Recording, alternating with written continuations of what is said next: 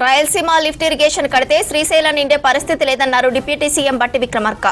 BRS హయాంలో నీటిని పూర్తిగా దిగువకు వదలటంతోనే ఇబ్బందులు వచ్చాయన్నారు.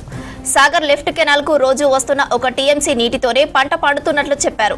సాగర్లో వచ్చే నీటి కెపాసిటీలో 13 రెట్లు ఏపీకి తీసుకెళ్లేందుకు కుట్రలు జరిగాయని ఆరోపించారు బట్టి విక్రమార్క. అదే జరిగితే శ్రీశైలం నిండకపోగా హైదరాబాద్ కు తాగునీటి కష్టాలు తప్పవన్నారు. ఖమ్మం జిల్లా ముదిగొండ మండలంలో పర్యటించిన బట్టి విక్రమార్క పలు అభివృద్ధి కార్యక్రమాలను ప్రారంభించారు. రెండు అతి ముఖ్యమైనటువంటి అంశాలు ఈరోజు రాష్ట్రానికి భవిష్యత్తులో ప్రమాదకరమైనటువంటి పరిస్థితులు దాపురించేటువంటి పరిస్థితులు కూడా కనిపిస్తూ ఉన్నాయి. వాటన్నిటిపైన కూడా తెలంగాణ ప్రజలు, ముఖ్యంగా మన ప్రాంతం తెలంగాణ ప్రజలు అప్రమత్తంగా ఉండాల్సినటువంటి అవసరం కూడా ఉంది.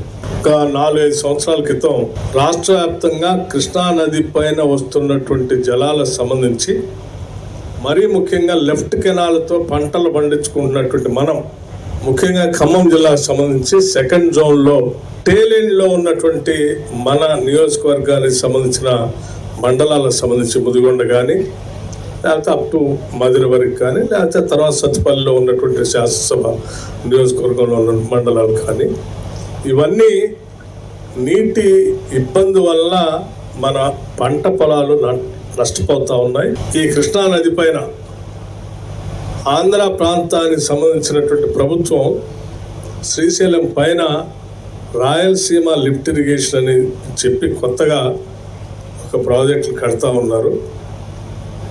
ఆ రాయలసీమ లిఫ్ట్ ఇరిగేషన్ కడితే భవిష్యత్తులో శ్రీశైలం నిండటమే ఇబ్బందికరంగా మారుతుంది. ఒకవేళ శ్రీశైలం నిండకపోతే దాని కింద ఉన్నటువంటి నాగార్జున సాగర్ నిండదు.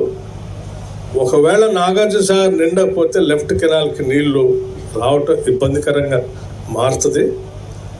అరకొరగా లెఫ్ట్ కెనాల్కి నీళ్ళు వచ్చినా కానీ జోన్ 1లో ఉన్నటువంటి కొంత ప్రాంతానికి నీళ్ళు వస్తాయి. జోన్ 2లో ఉన్నటువంటి ఖమ్మం జిల్లా ఇంకా చాలా ఎడారిగా మారే ప్రమాదం కూడా ఉంది.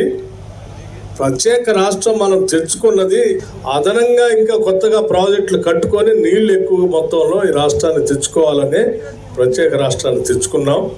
కానీ దురదృష్టం, రాష్ట్రం తెచ్చుకున్నప్పుడు కూడా 10 సంవత్సరాలు టీఆర్ఎస్ ప్రభుత్వం ఇటు కృష్ణానది పైన కానీ, అటు గోదావరి నది పైన కానీ కొత్త ప్రాజెక్టులు కట్టకపోగా వీళ్ళు 10 సంవత్సరాలు వృధాగా నీళ్ళను కిందికి వదిలేసి, ఒక పక్కనేమో గోదావరి నుంచేమో పూర్తి కిందికి వదులుతారు, ఇంకో పక్కన కృష్ణానది పైనేమో పైనే ఆంధ్ర వాళ్ళు నీళ్లు తీసుకుని పోయేటట్టు చేశారు. అంటే ఆడ ప్రాజెక్టులు కట్టకుండా నువ్వు బనకచర్లు కడతా అని చెప్పు, మేము ఆపు అని చెప్తాం. అటు ఇటు ఇద్దరు ఉద్రిక్తులు అయితే అటు నువ్వు ఉంటావు, ఇటు నేను ఉంటా, మధ్యలో కాంగ్రెస్ కథమైపోతుంది, ఏం కాదు ఇది రెచ్చగొట్టి కాపాడుకుందాం అని అంటాడు. ఎందుకు గెలిచినావు నువ్వు? లోకేష్ గారిని ఎందుకు గెలిచినావు? దీనికోసమే కదా. ఈ లెక్క చెప్పాలంటే ఇంతవరకు సమాధానం చెప్పండి. మళ్ళీ కాళేశ్వరం ఏమైందో మీరు చూస్తారు. దానికి సంబంధించి ఒక రిపోర్ట్ ఇస్తూ ఉంటే ఆ రిపోర్ట్ సంబంధించిన వార్తలన్నీ బయటకు వచ్చి ఎక్కడ బయటకు వస్తాయో అవి రాకుండా ఉండాలని ఇంకొక ఇష్యూని డైవర్ట్ చేయడం కోసం బనకచర్యలు తీసుకొని మాట్లాడుతూ ఉన్నాం. మేము చాలా స్పష్టంగా చెప్తా ఉన్నాం, ఈ రాష్ట్ర ప్రయోజనాలే మాకు అత్యంత అవసరం.